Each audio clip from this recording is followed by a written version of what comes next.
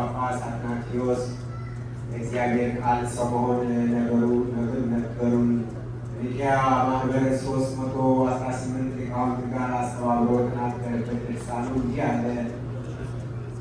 ለመወለዱ ጥንት በሌለው አስቀድሞ ዓለም ሳይፈጠር መለኮቱ ከአብ በተወለደ ዳግመኛም እኛን ለማዳን በኋላ ዘመንም ከቅድስት ድንግል ማርያም በተወለደ እግዚአብሔር ልጅ እናምናለን።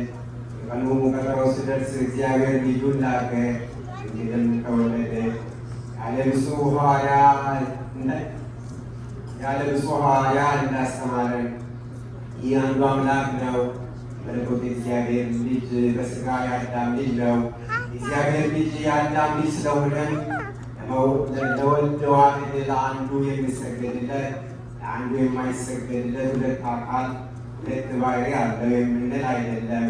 ሰው የሆነ የእግዚአብሔር አካሉ ባሕርዩ አንድ ነው እንጂ ሥጋው ሳንለይ አንድ አድርገን አንድ ስግደት እንሰግድለታለን እንጂ ሁለት ነው